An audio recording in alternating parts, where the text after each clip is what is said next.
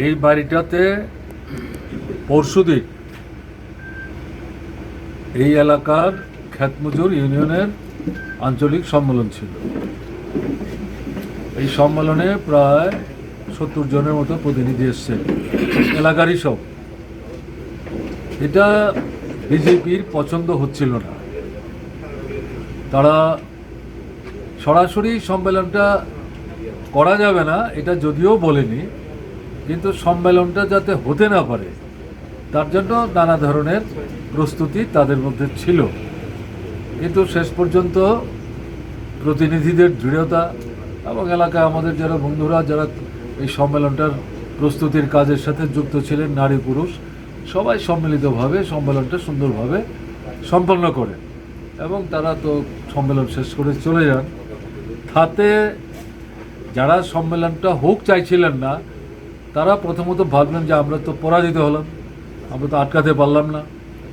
তো এটা মানে কাভার করার জন্য রাতের বেলা যখন শুনশান এলাকার মানুষ খাওয়া দাওয়ার পর যার যার ঘুম বিশ্রাম ইত্যাদি করছে, সেই সময়ে হঠাৎ করে লাইট নাকি চলে গিয়েছিল।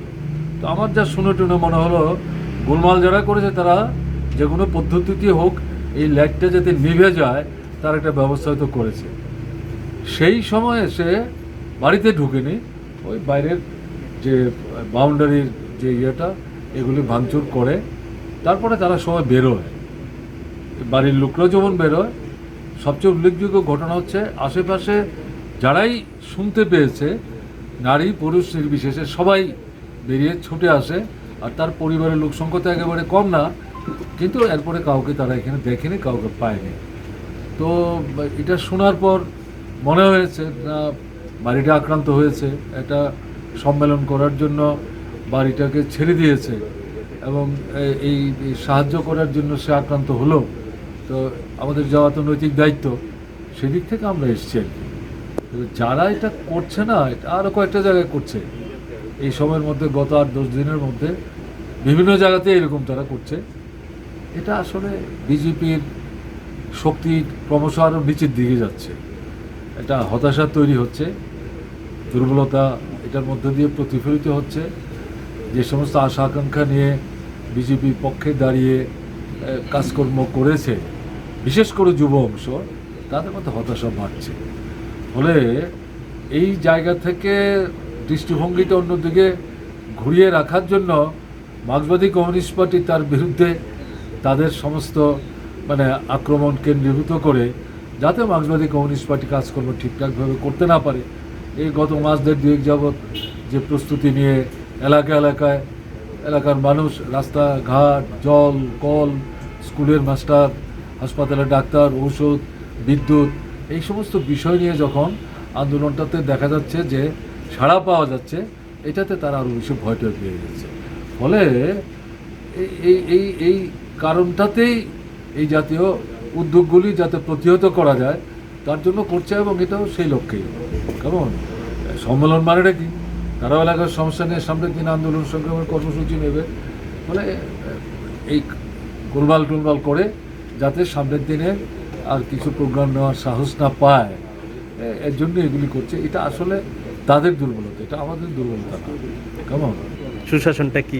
কাজ নাই, রোজগার নাই, কেনবার ক্ষমতা নাই, অর্ধাহারে থাকছে, অনাহারে থাকছে, সন্তান বিক্রি হচ্ছে, কাজের জন্য রাজ্যের বাইরে যাচ্ছে, ওখানে গিয়ে মারা যাচ্ছে, সেই মৃতদেহ বাড়িতে ফিরিয়ে আনতে পারছে না। এগুলো যদি সুশাসন হয় আমাদের কিছু বক্তব্য নাই। এখন বেকারদের কাজ নাই, ইন্টারভিউ নিচ্ছে, তারপরে গোপনে আবার ইন্টারভিউ ক্যান্সেল করছে, নিয়মিত চাকরি হচ্ছে না, কিছু হিসেব নিকেশ করে করছে অল্প সংখ্যায়, এগুলো নিয়েও প্রতিবাদ হচ্ছে। ইন্টারভিউ দিয়ে যারা বসে আছে স্কুলের মাস্টার হওয়ার জন্য, স্কুলে প্রায় 15,000 শিক্ষকের পদ খালি পড়ে আছে। এটা তো সুশাসনের ব্যাপার না। মেয়েদের উপর আক্রমণ অত্যন্ত নোংরাভাবে বাড়ছে এবং এর বিরুদ্ধে যখন থানায় যাচ্ছে, অনেক থানাতেই, সব থানার কথা বলছি না, দারোগাবাবুরা বলছেন কেন আবার নূতন করে অভিযোগ করতে আসছেন। গ্রামে যান, পাড়ায় এদের সঙ্গে কথা বলুন। এদের সঙ্গে মানে হচ্ছে বিজেপির লোক, ওই তাদের যে কি বলে কমিটি, এটা হ্যাঁ মণ্ডলের সঙ্গে কথা বলুন, তারা মীমাংসা টিংসা করে দেবে।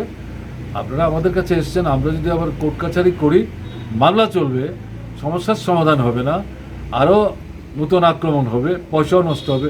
কেন এটা করছেন? পুলিশ কিন্তু এটা বলে দিচ্ছে, এবং প্রকৃত অপরাধী যারা, তাদের বিরুদ্ধে কোনো ব্যবস্থা নাই।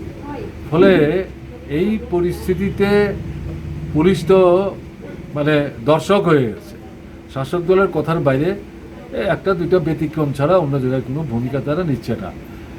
প্রশাসন আর দুর্নীতির সমর্থক হয়ে গেছে।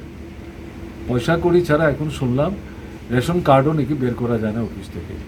আর এডিসিতে তো এই 1-1.5 বছরের মধ্যে 500-র উপরে যারা রিটায়ারমেন্টে গেছে, রিটায়ারমেন্টের পরে তাদের যে বেনিফিট পাওয়ার কথা এখন পর্যন্ত কেউ পায় নাই।